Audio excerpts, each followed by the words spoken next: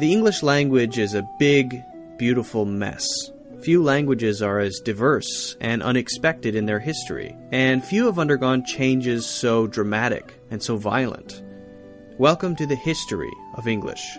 Let's begin.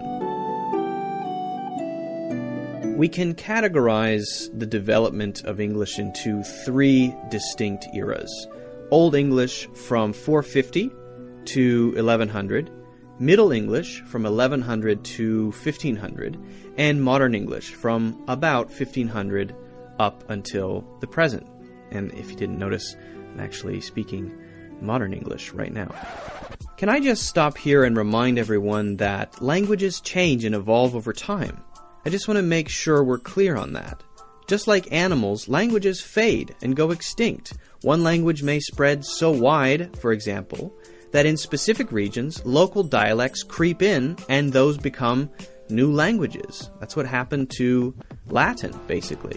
It's a very natural process, and it's very similar to evolution in animals. Some languages are pretty different, just like some animals are pretty different. Here's an African click language.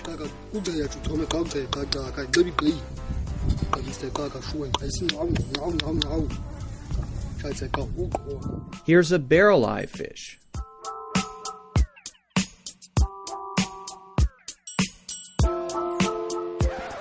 Right, well, back to the topic. You make me sad. English is a Germanic language. What does that mean? Does that mean English is German? No, it doesn't. Germanic is a word used for a group of people from a particular part of the world who once probably spoke the same language, a language which doesn't exist today. Germanic languages now include German, English, Dutch, Swedish, Danish, and quite a few more. So think of all of these modern languages as having a great-great-grandma in common called Proto-Germanic. Grandma Proto-Germanic. Something like that. To be clear, English does not come from German. English and German are basically cousins. The history of the English language is a history of invasion and the movement of people, and the beginnings are no different. During the time England was under the control or protection, whatever you want to call it, of the Romans, a few Latin words stuck with the Celtic locals, the people who were living there at the time. We use prefixes like pro and sub in modern English as a result. The Romans left Britain around 400 AD, leaving the Celtic Britons, the locals, now pretty vulnerable. This allowed Germanic tribes, remember, Germanic tribes to come in and settle. In fact, it happened over a fairly long period of time, so it wasn't exactly an invasion. So what I mean is, it didn't happen on a Tuesday. The Germanic tribes pushed most of the Celtic Britons out and settled in modern-day England. Old English grew out of this period, and from the early 6th century to about 1100, we have Old English. From that, we get works like Beowulf. So let's listen to some Old English from the 700s.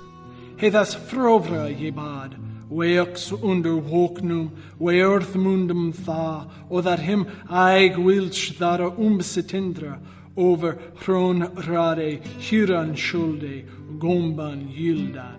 If you couldn't understand that, don't worry. I couldn't understand a single word. Well, maybe I can hear words like and sometimes, I think.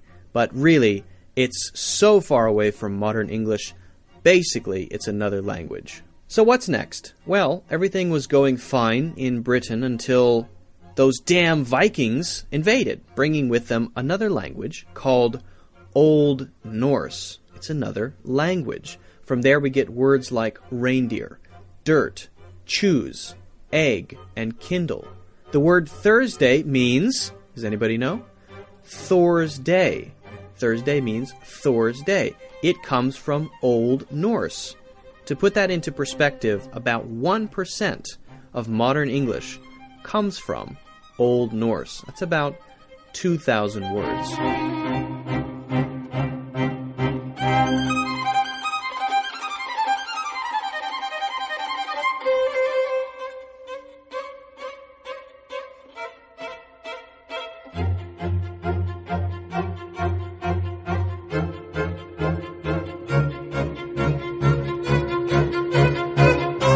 next important event in the history of the English language was the Norman invasion, or the Norman conquest.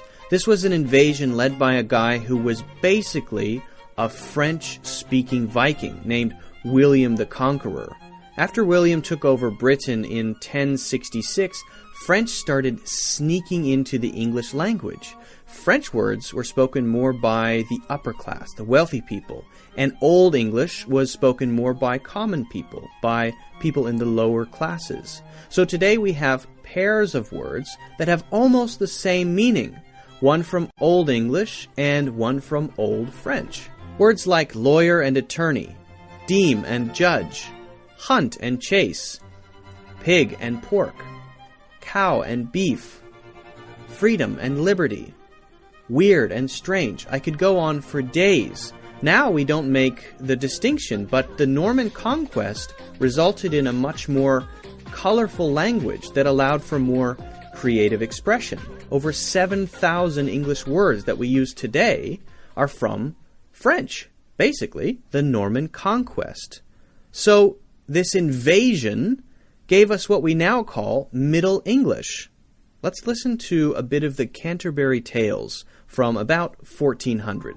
1 at April, with his shortest sota, the drought of March hath burst to the rota, and bathed every vine in switch liquor, of which thereto engendered is the flour. When Zephyrus eke with his sweeter breath, inspired hath in every old and eth the tender croppes. Next is early modern English, and there's no real invasion here, only important people and events. First, Shakespeare.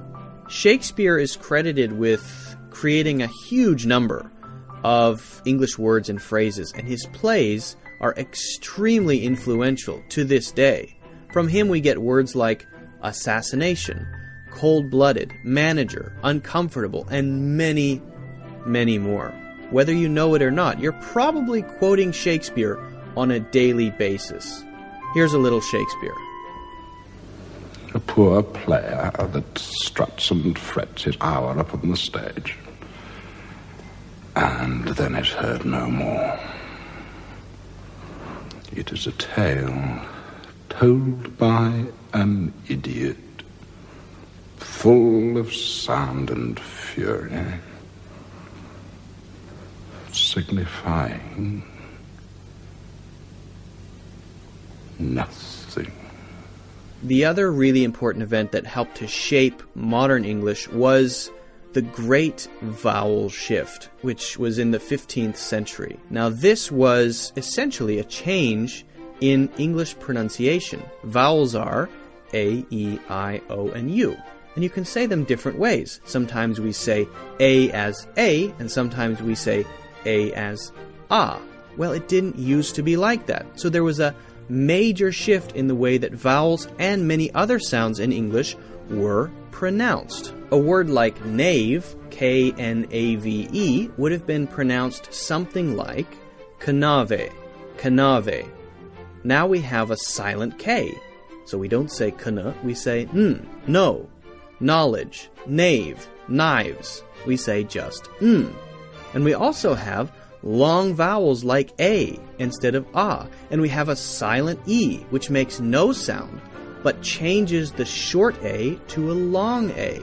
The rules of spelling were being written down around the same time, and unfortunately, the writing people, the spelling people, didn't seem to be talking to the pronunciation people. So the pronunciation changed, but the spelling hasn't really changed.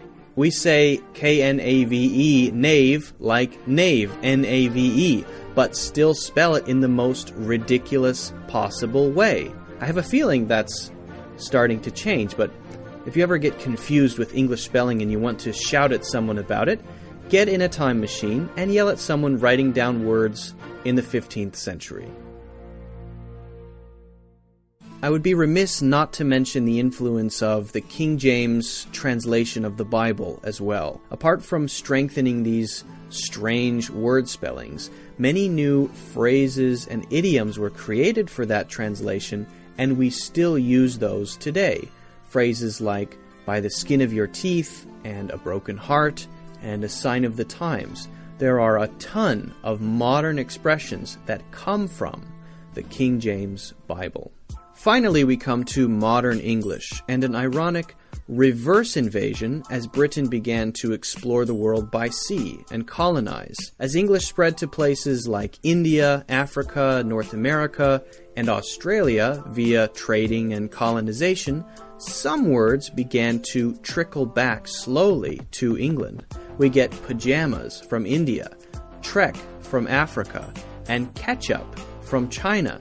Of course, English also spread to those colonies, and new dialects began to take shape in those places. So who knows, maybe California English will become a completely new language someday. I think it's pretty close. So my American accent that you heard on Terminator kind of changed a little bit into Callie from the Valley. She's like this whole situation. That was amazing. The English language continues to evolve, and someday the words I'm speaking right now will sound as old and strange to future listeners as Old English sounds to me. That's just how it goes. You make me sad.